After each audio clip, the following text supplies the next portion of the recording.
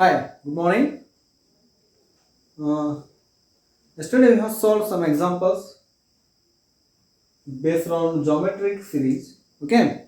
Today we will look for some other example, and next I will solve or I will tell the concept of geometric mean and the relationship between arithmetic mean and geometric mean. Okay. Let me solve the one more example here. So consider this example. Okay, this is important. How many terms of the GP? How many terms of the GP? This is GP. Geometric progression 3, 3 by 2, 3 by 4, so on. Okay. Are needed to give the sum of 3069 divided by 52. And then so next series koda. Okay. This is series 3, 3 by 2, 3 by 4. And ಇದ್ರೊಳಗೆ ಎಷ್ಟು terms ನಾವು add ಮಾಡಿದ್ರೆ ನಮಗೆ 3069 divided by 512 answer ಸಿಗ್ತೈತಿ ಅಂತ ಅಂದ್ರೆ summation ಕೊಟ್ಟರೆ we need to find how many terms ಅಂದ್ರೆ n ವ್ಯಾಲ್ಯೂ ಫೈಂಡ್ ಮಾಡಬೇಕು. So we need to find n. What is n here? Okay. So for first given ಏನದ given a equal to 3 given a equal to 3 first one. Next we need to find r. What is r? R equal to a2 divided by a1. a2 divided by a1. a2 under 3 by 2. This is 3. So 3 by 2 divided by 3, which is 3 get cancelled. The answer is 1 by 2. So r is 1 by 2, which is less than 1. So not really r another less than another. So summation formula ಏನು ಬರುತ್ತೆ ನಮಗೆ? So we have Sn equal to sum of n terms Sn equal to a into 1 minus r to the power n divided by 1 minus r. When r less than 1. Here r less than 1. That is why we are taking Sn equal to a into 1 minus rn divided by 1 minus r. So already got Sn. ಏನು ಕೊಟ್ಟರೆ 3069 divided by 512. Okay. ಇದೇನು ಮಾಡಬೇಕು ನಾವು find ಮಾಡಬೇಕು n. What is n? n value ಎಷ್ಟು find ಮಾಡಬೇಕು? Okay. Sn ಅಂದ್ರೆ ಏನು? 3069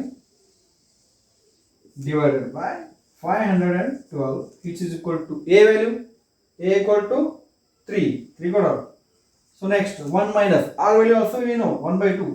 So 1 minus 1 by 2 to the power n divided by 1 minus 1 by 2.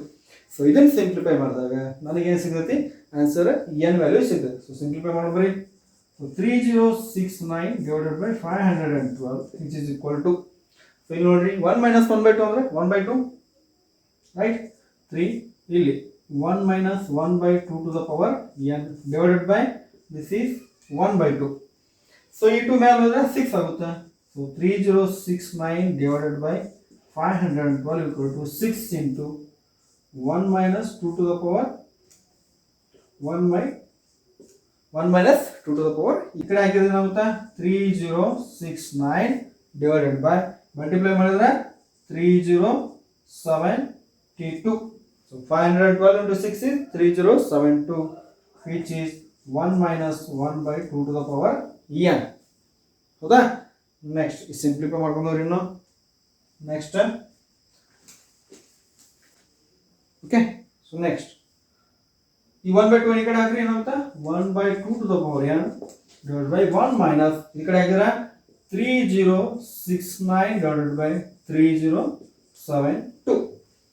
Next 1 by LCM ತೆಗೆದ್ರೆ 3072 minus 3069 divided by 3072. So next what next? 1 by 2 to the power n equal to either 3 divided by 3072. ಹೌದಾ? Next 3 1 ja 3 1 ja 324. So ಏನಾಗುತ್ತೆ answer 1 divided by 1024. So 1 by 2 to the power n equal to 1024. Reciprocal ಆಗಿ ನಾ ಹಾಕೋರಿ 2 ಏನಾಗ್ತದೆ 1024. ಇದನ್ನ ಹೆಂಗೆ ಬರೀಬಹುದು ಅಂದ್ರೆ 2 to the power n equal to 2 to the power 10. So base same ಇರೋದಕ್ಕೆ n ಏನಾಗುತ್ತೆ same. So n equal to 10. So ಏನಾಗುತ್ತೆ answer n equal to 10. So 10 numbers 10 terms add ಮಾಡಿದ್ರೆ ನನಗೆ ಆನ್ಸರ್ ಸಿಗುತ್ತೆ 3069 divided by 500. So let us see one more example.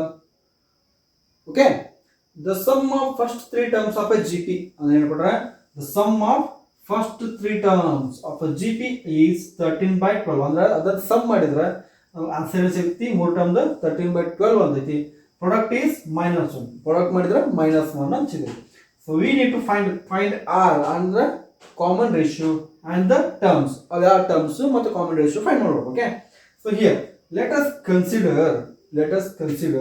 the terms ಹೆಂಗಿರಬೇಕು ಅಂದ್ರೆ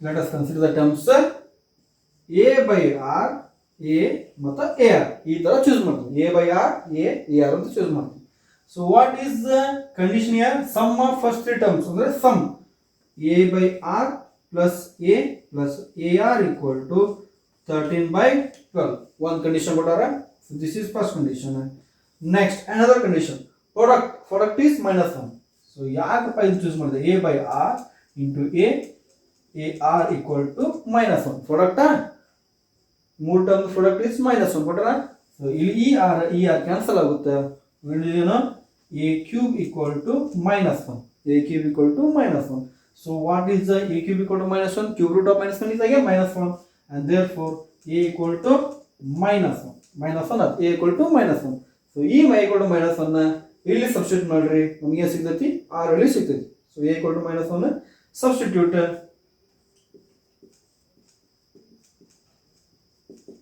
equal to -1 in equation 1 so choose ಮಾಡೋದನ್ನ equation 1 ಅಂತ ಹೇಳಿ ಇದ್ರೊಳಗೆ ಹಾಕಿದ್ರೆ ನನಗೆ ಏನು ಸಿಗ್ತೈತಿ r ವ್ಯಾಲ್ಯೂ ಸಿಗ್ತೈತಿ so ಹಾಕ್ರಿ -1/r plus ಇದು again -1 ಇದು -1 into r is -r which is 13/12 okay so ಇದನ್ನ ನಾನು ಸಿಂಪ್ಲಿಫೈ ಮಾಡಿದಾಗ ನನಗೆ ಏನು ಆನ್ಸರ್ ಸಿಗ್ತೈತಿ -1/r minus r square equal to 13/12 ಆಯ್ತು ಹೌದಾ LCM ತೆಗೆದಾಗ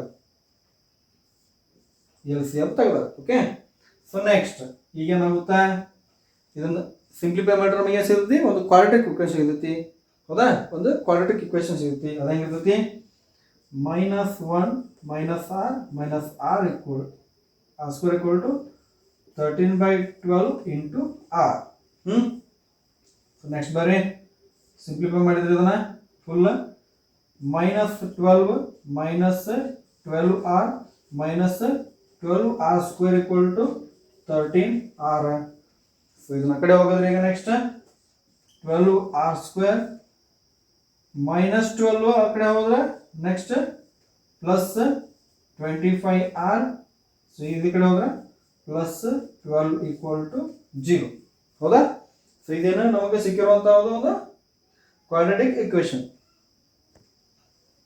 12r square plus 25r plus 12 equal to 0 ಇದು ನಮಗೆ ಸಿಕ್ಕಿರೋ ಕ್ವಾಡ್ರಾಟಿಕ್ ಇಕ್ವೇಷನ್ ಇದನ್ನ ನಾವು ಸಾಲ್ವ್ ಮಾಡಿದ್ರೆ ನಮಗೆ r ಸಿಗ್ತೈತಿ so let us solve it ಹೌದಾ ನಮಗೆ ಗೊತ್ತೈತಿ ಹೆಂಗೆ ಸಾಲ್ವ್ ಮಾಡೋದು ಅಂತ 12r square plus 25r plus 12 equal to 0 ಇದು ಗೊತ್ತ ನಮ್ಗೆ ಹೆಂಗೆ ಸಾಲ್ವ್ ಮಾಡೋದು ಅಂತ ಹೇಳಿ quadratic equation using Sridhar method so r equal to -25 plus or minus square root of 25 square is 625 minus 12 into 144 into 4 is 576 okay divided by 2 into 12 this is Sridhar formula okay so r equal to -25 plus or minus square root of 49 divided by 24 next r equal to -25 plus or minus square root of 7 divided by square root of 49 is 7 so now -25 plus 7 divided by 24 one answer ಇನ್ನೊಂದು -25 -7 divided by 24 1 so simplify ಮಾಡ್ರಿ -18 divided by 24 ಇನ್ನೊಂದು -32 divided by 24 so this one 3 ja 6 3 ja 6 4 ja ಇದು 8 4 ja 8 3 ja so answer is -3/4 ಒಂದು answer ಇನ್ನೊಂದು 4/3. 3/4 and minus 4/3. 2 r ಸಿಕ್ಕು ನಮಗೆ r equal to ಒಂದು minus 3/4 ಇನ್ನೊಂದು minus 4/3. ಸೊ ಈ r ಮತ್ತು a ವ್ಯಾಲ್ಯೂ ಸಬ್ಸ್ಟಿಟ್ಯೂಟ್ ಮಾಡಿದ್ರೆ ನನಗೆ ಏನು ಸಿಗ್ತಾವೆ ಟರ್ಮ್ ಸಿಗ್ತಾವೆ. So r is common ratio ಹೌದು and a is -1. We got it. So using that we can find the terms. ಯಾವ terms ಅಂದ್ರೆ a by r ಒಂದು term. So -1 divided by if ಯಾವ್ದ್ರ ಹಾಕ್ರಿ ನಡೀತೈತಿ if r equal to -3/4 ಒಂದೈತಿ. So r equal to -3/4 ಇದ್ದಾಗ a by r ಏನಾಗುತ್ತೆ -1 divided by -3/4 ಈ minus cancel. So a by r ಏನತ್ತೀಗ ಒಂದು ಟರ್ಮ್ 4/3 ಆತ. Next a equal to -1 second term ಸಿಕ್ತ. ನೆಕ್ಸ್ಟ್ ಥರ್ಡ್ ಟರ್ಮ್ ಅದ a into r ಅದ -1 into -3/4 which is nothing but 3/4 ಹೌದಾ. So what are those terms? 4/3 -1 3/4. So these are the terms. These are the terms. Right? Next, one more important concept is geometric mean. ಹೌದಾ geometric mean ಅಂದ್ರೆ ಏನು? If you consider any two numbers a and b are any two numbers in a geometric progression, then the number in between a and b is nothing but the geometric mean. The a and b ನೋಡಿರೋ numbers ಏನು geometric mean. They are also in a gp. They are also in a gp geometric progression ಒಳಗೆ ಇರಬೇಕು. So ಅದನ್ನ ಹೆಂಗೆ ಸಿಗ್ತೈತೆ ಅಂದ್ರೆ square root of ab ಮಾಡಿದ್ರೆ ಹಂಗೆ ಸಿಗ್ತೈತಿ geometric mean. For example ನೋಡ್ರಿ if 2 and 8 are in gp, okay, 2 and 8 are in gp, find the gp, find geometric mean between 2 and 8. 2 ಮತ್ತು 8 ನಡುವಿರೋ ಜಾಮೆಟ್ರಿಕ್ ಮೀನ್ ಏನಂತ ಕಂಡುಹಿಡಬೇಕು. ನಾವು ಯಾವುದು ಜಾಮೆಟ್ರಿಕ್ ಮೀನ್ ಒಂದು ನಂಬರ್ ಇರ್ತೈತಿ, ಆ ಜಾಮೆಟ್ರಿಕ್ ಮೀನ್ ಏನಂತ ಫೈಂಡ್ ಮಾಡಬೇಕು. ಯಾವ ನಂಬರ್ಸ್ 2 ಮತ್ತು 8 ನಡುವೆ ಅದನ್ನ ಹೆಂಗೆ ಸಿಗ್ತೈತಿ ಸ್ಕ್ವೇರ್ ರೂಟ್ ಆಫ್ ab ಮಾಡಿ ಸಿಗ್ತೈತಿ. So g equal to square root of ab is nothing but square root of 2 into 8. Square root of 16 is nothing but 4. ಹೌದಾ. So what are the terms? 2g8. This is nothing but 248. 248. Again it is in gp. Why? Because 2 into 2 is 4, 4 into 2 is 8. So again it is in a gp geometric progression. So geometric mean also belongs to geometric progression. Geometric mean also belongs to geometric mean. So geometric mean ಕಡಿದಲ್ಲ ಅದು ಕೂಡ ಏನಿರ್ತೈತಿ gp ಒಳಗೆ ಇರ್ತೈತಿ. So ಇದು ಒಂದಾಯ್ತು. Next ಹಿಂಗೆ geometric mean many terms ನ insert ಮಾಡಬಹುದು gp ಒಳಗೆ. any terms if any two terms are in gp, then we can insert many geometric mean in between the two numbers. They are called as geometric mean. Similarly arithmetic mean ಹೆಂಗಿತ್ತಲ್ಲ same as this, only ಅದ್ರೊಳಗೆ ಹೆಂಗಿತ್ತಲ್ಲ same many terms ನ geometric mean insert ಮಾಡಬಹುದು. ಹೆಂಗಂದ್ರೆ so a ಮತ್ತು b ಇವೆರಡರೊಳಗೆ ನಾವು geometric mean insert ಮಾಡ್ತೀವಿ. So g1 g2 so on up to gn. ಹೌದಾ. So g1 g2 gn are the geometric means. ಹೌದಾ. a ಮತ್ತು b ನಡುವೆ ನಾವು we are inserting n geometric means ನ ಇನ್ಸರ್ಟ್ ಮಾಡ್ತೀವಿ. ಸೊ g1 g2 gn ಹೆಂಗೆ find ಮಾಡ್ಬೋದು ಅಂತ ಫೈಂಡ್ ಮಾಡ್ಬೇಕು. ಓಕೆ. ಸೊ ಇನ್ ದ್ಯಾಟ್ ಅಲ್ಲಿ ಹೆಂಗೆ ಮಾಡಿದ್ವಿ ಎಷ್ಟು ಟರ್ಮ್ಸ್ ಅದ ಅಂತ ಹೇಳಿದ್ದೆ 1 2 3 so on up to n. ಇದೇನಾಗುತ್ತೆ n plus 1 ಟರ್ಮ್, ಇದೇನಾಗುತ್ತೆ n plus 2 term. So b here b is n plus 2th term. b ಅನ್ನೋದೇನ n plus 2th term of a gp. ಹಂಗಂದ್ರೆ b ಅಂದ್ರೆ ಏನು ಬರೀಬಹುದು b equal to a times r to the power n plus 1. b ಹೆಂಗೆ ಬರೀಬಹುದು b equal to a into r to the power n plus 1. Why? Because I always write an equal to a into r to the power n minus 1 ಐತಿ ಅಂದ್ರೆ b n plus 2th term ಅಂದ್ರೆ ಅದಕ್ಕಿಂತ ಒಂದು ಕಮ್ಮಿ, r to the power n plus 1 ಅದಕ್ಕಿಂತ ಒಂದು ಕಮ್ಮಿ. ಅದರ ಸಂಬಂಧ b ಏನಾಗುತ್ತೆ b equal to a into r to the power n plus 1. So next ಈ b by a ಹೌದಾ. ನೆಕ್ಸ್ಟ್ ಇದು r to the power n plus 1 ಐತಿ. ಸೊ b by a ಅಂದ್ರೆ r to the power n plus 1. b by a r to the power n plus 1. So r ಅಂದ್ರೆ ಏನಾಗುತ್ತೆ ಈಗ r is b by a to the power 1 divided by n plus 1. ಹಂಗೆ r to the power n plus 1 ಐತಿ ಇದ್ರದ್ದು n plus 1th root ತೆಗೆದ್ರೆ ನಂಗೆ ಏನು ಸಿಗ್ತದೆ r ಸಿಗ್ತದೆ ಅದ್ರ ಸಂಬಂಧ r equal to b by a n plus 1th root. So next r ಸಿಗೈತಿ ಮತ್ತೆ a ಐತಿ b ಐತಿ. So we can easily find g1 g2 gn. ಹಂಗೆ a ನೆಕ್ಸ್ಟ್ ಟರ್ಮ್ ಅಂದ್ರೆ ಇದಕ್ಕೆ ಏನು ಮಾಡಬೇಕು r ಮಲ್ಟಿಪ್ಲೈ ಮಾಡ್ತೀವಿ. g1 ಏನು ಇರ್ತೈತಿ a r ಆಗಿರ್ತೈತಿ. Next ar square so on up to ar to the power n minus 1. So ಇದು ಹೆಂಗೆ ಗೊತ್ತಾ g1 equal to a into r. g1 equal to a into r. a ಅಂದ್ರೆ next b by a divided by 1 divided by n plus 1. b by a to the power 1 divided by a plus 1. Next g2 ಇದು ar square ಆಗಿರ್ತೈತಿ ಅದರ ಸಂಬಂಧ a into b by a divided by 2 n plus 1. 2 divided by n plus 1 ಅದು. Next g3 ಇದಕ್ಕೆ ಏನು ಮಾಡ್ಬೇಕು ar cube so a into b by a divided by 3 n plus 1. So ಇಲ್ಲಿ ಏನಾಗುತ್ತೆ 1 2 ಮತ್ತು 3 ಚೇಂಜ್ ಹಾಕೊಂಡು ಹೋಗ್ತೀವಿ ನಮಗೆ ಜಾಮೆಟ್ರಿಕ್ ಮೀನ್ ಸಿಗ್ತಾ ಹೋಗ್ತದೆ. So on up to n terms. So on up to n geometric means you will get. So using this factor, okay. So geometric mean ಅಂದ್ರೆ ಏನು ಅದು ಕೂಡ ಒಂದು geometric progression ದ ಟರ್ಮ್ ಆಗಿರ್ತೈತಿ. Okay. It is in GP. You will get it by square root of AB. ಒಂದ term ಎರಡು ನಡಕ್ಕೆ ಒಂದ ಟರ್ಮ್ ಕಂಡುಹಿಡಿಯಬೇಕಂದ್ರೆ just square root of AB. Many terms ಇತ್ತು ಅಂದ್ರೆ ಅದನ್ನ ಹೆಂಗೆ ಫೈಂಡ್ ಮಾಡ್ತೀವಿ ಈ ತರ ಫಾರ್ಮುಲಾಸ್ ಹಾಕಿ ಫೈಂಡ್ ಮಾಡ್ತೀವಿ. Okay. So let me consider example then you can understand easily. Next, see the example here. Insert three numbers between 1 and 256. Insert three numbers between 1 and 256. So the resultant sequence is GP ಅಂತ ಹೇಳಿ ಹೌದಾ ಏನಂದ್ರೆ 1 ಮತ್ತು 256 ನೊಳಗೆ 3 GP ನ 3 geometric mean ನ insert ಮಾಡಬೇಕು. ಅವ ಹೆಂಗಿರಬೇಕು ಅಂದ್ರೆ ಅಗೇನ್ ದ ಸೀಕ್ವೆನ್ಸ್ ಏನಿರಬೇಕು ಅದು geometric series ಆಗಿರಬೇಕು geometric sequence ಆಗಿರಬೇಕು. Okay. So see here two numbers ಯಾವುದು 1 ಎಷ್ಟು ಇನ್ಸರ್ಟ್ ಮಾಡಬೇಕಾದ್ರೆ g1 g2 g3. ಇನ್ನೊಂದು ನಂಬರ್ ಏನು 256. 1 ಮತ್ತು 256 ಒಳಗೆ g1 g2 3 ಇನ್ಸರ್ಟ್ ಮಾಡಬೇಕು. Okay. So in order to find g1 g2 g3 I must find r. What is the common ratio find ಮಾಡಬೇಕು. ಅದೇನು ಸಿಗ್ತೈತಿ so we know that r equal to b by a 1 divided by n plus 1.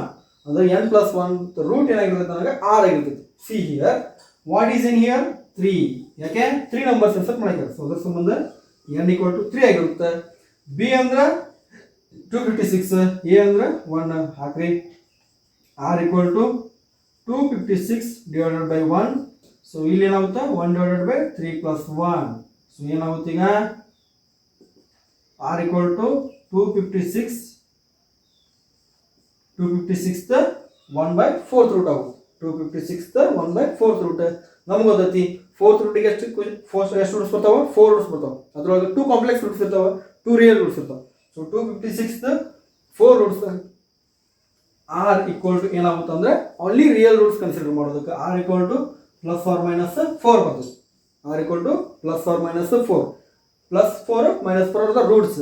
But ಇನ್ನು ಎರಡು ಏನಿರ್ತಾವ ಏನಾಯ್ತು negative root ಇನ್ನು complex roots ಆಗಿರ್ತಾವೆ. ಅವೇನು ಕಾಂಪ್ಲೆಕ್ಸ್ ರೂಟ್ಸ್ ಆಗಿರ್ತಾವೆ ಅದ್ರ ಸಂಬಂಧ ಕನ್ಸಿಡರ್ ಮಾಡೋದು only real root. Only real root. So we have plus or minus 4. So ಇದನ್ನು ಯೂಸ್ ಮಾಡ್ಕೊಂಡು r ಏನು ಮಾಡ್ಬೇಕು g1 g2 g3 ಫೈಂಡ್ ಮಾಡ್ಬೇಕು. Okay. First if r equal to plus 4 ಆಯ್ತು ಅಂತ ತಿಳ್ಕೊಂಡು ಎರಡು ರೂಟ್ಸ್ ಅದಾವ ಪ್ಲಸ್ 4 ಮತ್ತು ಮೈನಸ್ 4 ಅದ್ರ ಸಂಬಂಧ if r equal to 4.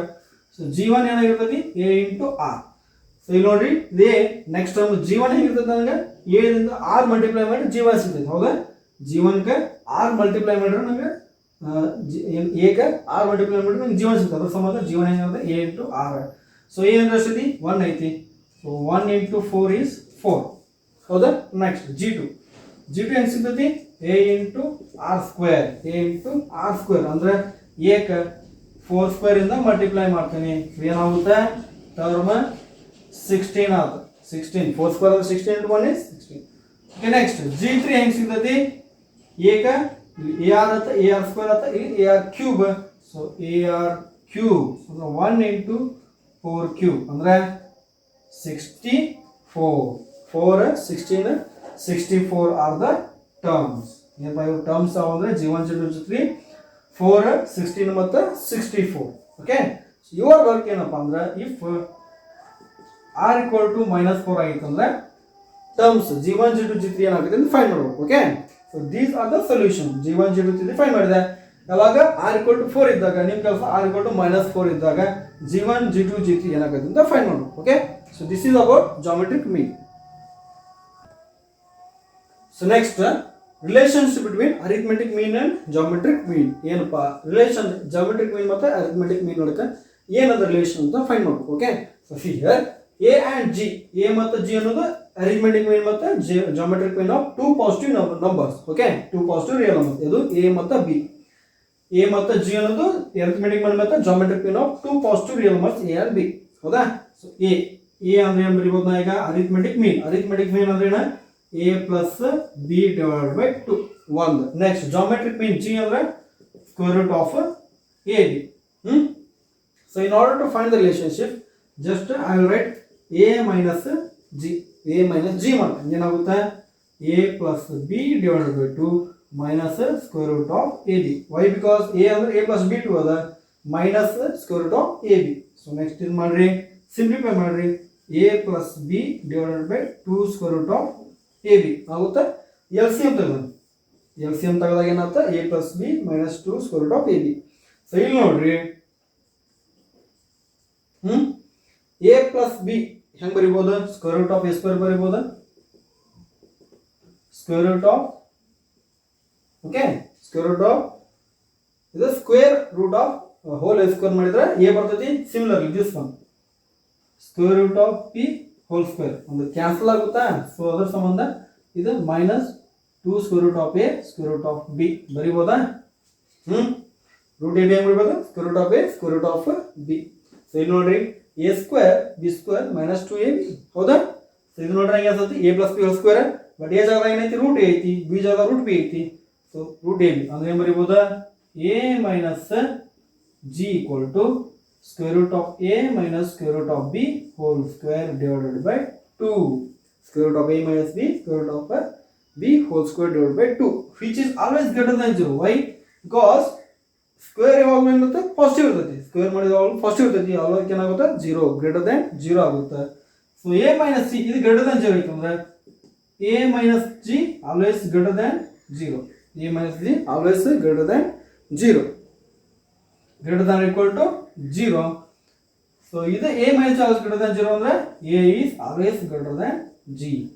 a is arithmetic mean ಆಗಿರುತ್ತೆ greater than g. So this is the relationship between arithmetic and geometric mean. a arithmetic mean always greater than geometric mean. Remember this, arithmetic mean is always greater than geometric mean. So one more example. So last example of this, okay. If am and gm of two positive numbers a and b, am ಮತ್ತು geometric mean ಮತ್ತು am arithmetic mean ಮತ್ತು geometric mean of two numbers a and b is respectively 10 ಮತ್ತು 8 ಇದೆ. ಅಂದ್ರೆ ಏನ? arithmetic mean 10, geometric mean 8 ಆಗಿದ್ರೆ find a and b ಅಂತ ಹೇಳ್ಯಾರ. Okay, find a and b ಅಂತ ನಾವು ಕಂಡುಹಿಡಿಯಬೇಕು. ಏನಪ್ಪಾ ಅಂತ ಹೇಳಿ solution. So see here, given am arithmetic mean ಕೊಟ್ಟಾರ. ಏನು ಕೊಟ್ಟಾರ? am equal to 10. ಇನ್ನೊಂದು ಹೆಂಗ್ ಬರೀಬೋದು? ಅರಿಥಮೆಟಿಕ್ ಮೀನ್ ಅಂದ್ರೆ ಏನ? a plus b divided by 2 equal to 10. am ಏನ? a plus b divided by 2 equal to 10. Arithmetic mean. Geometric mean ಏನು ಕೊಟ್ಟರು? ಜಾಮೆಟ್ರಿಕ್ ಮೀನ್ 8 ಕೊಟ್ಟರು. ಸೊ ಇದನ್ನ ಹೆಂಗ್ ಬರೀಬೋದು? Square root of ab equal to 8. So ಇದನ್ನ ಇನ್ನೂ ಸಿಂಪ್ಲಿಫೈ ಮಾಡಿ ಬರಬೇಕಂದ್ರೆ a plus b equal to 20 ಆಗುತ್ತೆ. ಇದೇನಾಗುತ್ತೆ? ಸ್ಕ್ವೇರ್ ರೂಟ್ ತೆಗೆದ್ರೆ ab equal to 64 ಆಗುತ್ತೆ. ಹೌದು? a plus b ಏನಾಗುತ್ತೆ? 20 ಆಗುತ್ತೆ. ನೆಕ್ಸ್ಟ್ ab ಏನಾಗುತ್ತೆ? 64 ಆಗುತ್ತೆ. ಸೊ ಏನು ಮಾಡ್ಬೇಕು? a ಮತ್ತು b ಫೈಂಡ್ ಮಾಡಕ್ಕೆ ಹೇಳ್ಯಾರ. ಸೊ ಇಲ್ಲಿ ನೋಡಿ, equation 1 equation 2 ಅಂತ ನೋಡ್ರಿ. ಓಕೆ, ಫ್ರಮ್ equation 1 ಏನು ಬರೀಬೋದು? a plus b equal to 20 ಅಂದ್ರೆ b ಹೆಂಗ್ ಬರೀಬೋದು? b equal to 20 minus a ಬರೀಬೋದು. b equal to ಬರೀಬೋದು. ಈ ಕಡೆ ಹೋದ್ರೆ 20 minus a. ಸೊ ಇದನ್ನ ಇದ್ರೊಳಗೆ ಸಬ್ಸ್ಟಿಟ್ಯೂಟ್ ಮಾಡಿ. a into 20, b ಅಂದ್ರೆ 20 minus a equal to 64. b ಅಂದ್ರೆ ಇದ್ರೊಳಗಿಂತ b 20 minus a ಐತ್ಯಾ? ಸೊ ಎ ಇಂಟು ಇದ್ರೊಳಗೆ ಸಬ್ಸ್ಟಿಟ್ಯೂಟ್ ಮಾಡಿದ್ರೆ ಫ್ರಮ್ ಇಕ್ವೇಶನ್ 2 ಏನಾಗುತ್ತಾ ಬಿ ಜಾಗದಾಗ 20 ಮೈನಸ್ ಎ ಹಾಕಿರ a into 20 minus a equal to 64. So solve ಮಾಡ್ರಿ. ಇದು 20a ಮೈನಸ್ ಎ ಸ್ಕ್ವೇರ್ ಆಗುತ್ತಾ minus a square equal to 64 ಆಗುತ್ತೆ. ಸೊ ನೆಕ್ಸ್ಟ್ ಇವೆರಡು ಈ ಕಡೆ ಹೋದ್ರೆ ಏನು ಮಾಡಬೇಕು ಮೈನಸ್ ಬರ್ತೈತಿ. So a square minus 20a plus 64 equal to 0. So ಈ ಇಕ್ವೇಶನ್ ಸಾಲ್ವ್ ಮಾಡಿದ್ರೆ ನನಗೆ ಏನು ಸಿಗ್ತೈತಿ ಎ ವ್ಯಾಲ್ಯೂ ಸಿಗ್ತೈತಿ. ಹೌದು. ಸೊ ಸಾಲ್ವ್ ಮಾಡಿದ್ರೆ ಇಕ್ವೇಶನ್ 64 ಯಾವ ಬರ್ತಾ 16 ಇಂಟು 4 16 4 ಮಾಡಿದಾಗ ಬರ್ತಾ. So a square minus 16a minus 4a plus 64 equal to 0 factorisation. So 16 4 ಮಾಡಿದಾಗ 64 ಬರ್ತಿ. ನೆಕ್ಸ್ಟ್ ಇವೆರಡು ಕಾಮನ್ ಎ ಕಾಮನ್ ತೆಗೆದ್ರೆ ಎ ಮೈನಸ್ 16 ಇಲ್ಲಿ ಮೈನಸ್ 4 ಕಾಮನ್ ತೆಗೆದ್ರೆ a minus 16 equal to 0. Next a minus 16 equal to 0 and a minus 4 equal to 0. So a equal to 16 one answer, a equal to 4 one the answer. ಸಿಕ್ತಾ a equal to 16, a equal to 4 one answer ಸಿಕ್ತಾ. So next b find ಮಾಡಬೇಕು. So ಇಲ್ಲರ ಹಾಕ್ರಿ ಅಥವಾ ಇಲ್ಲರ ಹಾಕ್ರಿ. ಇಲ್ಲಿ ಹಾಕ್ರಿ equation 1 ಒಳಗೆ if a equal to 16 b ಏನಾಗುತ್ತಾ a plus b equal to 20 ಐತಿ. So b equal to 20 minus 16. So b equal to 4 ಆಗುತ್ತೆ. a equal to 16 ಆದಾಗ b equal to 4 ಬರ್ತದೆ. ಇನ್ನೊಂದು if a equal to 4 ಆದಾಗ from a plus b equal to 20. So b equal to 20 minus 4. So b equal to ಏನಾಗುತ್ತೆ 16. So this is the answer. ಒಂದು 16, 4 ಆಗಿರ್ತೈತಿ ಇಲ್ಲ ಅಂದ್ರೆ 4, 16 ಯಾವುದು a ಮತ್ತು b 16, 4 or 4, 16. This is the answer. Okay. So this is all about simple examples. So your work is in exercise solve. Okay. Any doubts? Ask